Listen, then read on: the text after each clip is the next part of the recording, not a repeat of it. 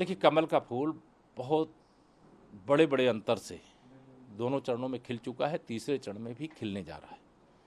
UP की जनता ने, देश की जनता ने मन बना लिया है तीसरी बार मोदी सरकार।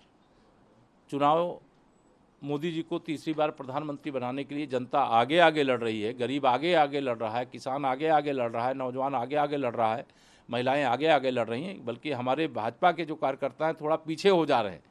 तो यह जनता का इतना आशीर्वाद मेरे मोदी जी के प्रति है, मेरे प्रधानमंत्री जी के प्रति है कि यह उनकी सेवा का निस्वार्थ भाव से जो उन्होंने देशवासियों की सेवा की, जो देश की सेवा किया, उसी का प्रतिफल है कि लोग न प्रत्याशी देखते हैं और ना किसी व्यक्ति को देखते हैं, केवल नरेंद्र मोदी जी और कमल के फूल को देखते हैं।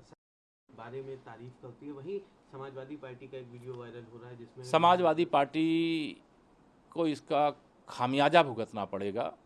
हम लोग बाल अवस्था से एक कहानी के रूप में, एक किस्से के रूप में, एक पहेली के रूप में हम लोगों के सामने ये विषय आता था कि देश के खातिर बन बन भटका, घास फूस की रोटी खाई, राजपाट सब त्याग के अपना स्वाभिमान की ज्योति जलाई, भारत माँ का वह पुजारी हमारे महाराणा प्रताप जी, जिन महापुरुषों के चरणों में देश की 140 करोड़ लोग नतमस्तक हैं, समाजवादी पार्टी के गुंडे, अपराधी, माफिया, लफंगे अगर उनका अनादर किए हैं तो इसकी सज़ा कल ही 3 तारीख को समाजवादी पार्टी के प्रत्याशियों को मिलेगी। और मैनपुरी में तो सपा के जितने ये अहंकार हैं वो चकनाचूर होंगे। देखिए, श्री अखिलेश यादव जी को ना तो कोरोना का टीका पसंद था और ना ये माथे का टीका पसंद है, और उनकी जो तुष्टीकरण की नीति है उस तुष्टीकरण की नीति कारण वो माथे का टीका नहीं पसंद करते हैं, और भाजपा विरोध के अहंकार में वह कोरोना के टीका को नहीं पसंद करते हैं। उनको एक पढ़ा लिखा इंसान, एक कई बार सांसद रहा हुआ व्यक्ति, 5 साल तक प्रदेश का मुख्यमंत्री रहा हुआ व्यक्ति अगर कोई वैक्सीन पर सवाल उठाए हुए, तो मैं समझता हूं कि इसे उनका बचकाना बयान कहा जाएगा, ये वैज्ञानिकों का अपमान करने वाला बयान कहा जाएगा।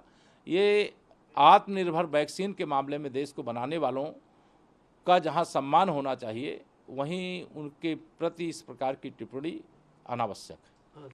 जिसमें पुलिस से कह रहे हैं कि अगर मेरे कार्यकर्ताओं को नहीं छोड़ा गया तो मैं पश्चिम से लेकर के पूरब से लेकर के पश्चिम तक हर थाने का घेराव करूंगा अपने कार्यकर्ताओं के साथ। देखिए, मैं देखा नहीं हूँ कौन से वीडियो की आप बात कर रहे हैं, लेकिन समाजवादी पार्टी के कोई भी विशेष तौर से सैफई परिवार के नेता हैं, उनके अभी रोम रोम में जो सत्ता की अकड़ होती है वो भरी हुई है।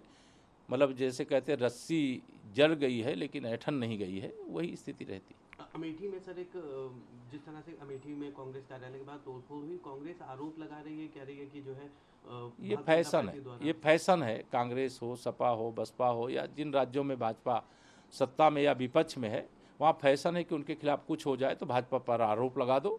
सबसे सरल काम यही है, लेकिन जो सच होगा वो जांच में सामने आएगा और जो दोषी होंगे उनके खिलाफ कार्रवाई। सर एक आखिरी सवाल रहेगा, बचने वाली है सपा और कांग्रेस दोनों अंतर कलह का शिकार। अगर सपा में चाचा भतीजे और चचेरे भाइयों में नहीं पड़ती है तो कांग्रेस के अंदर भाई और बहन में नहीं पड़ती है। ये सार्वजनिक हो चुका है, किसी से छिपा नहीं, लेकिन इससे हमें लेना देना नहीं है। हमारा तो एक ही बात कहना है कि सपा समाप्तवादी पार्टी, बसपा बिल्कुल समाप्तवादी पार्टी, कांग्रेस मुक्त भारत। सर क्या लगता है, जिस तरह से उन्होंने कहा कि 4 जून के बाद कांग्रेस के 2 फाल हो जाएंगे, क्या लगता है सच्चाई? ये अब उनसे उन्होंने क्या कहा है मैं देखा नहीं, लेकिन 4 जून को 400 पार होगा, फिर एक बार मोदी सरकार बनेगी।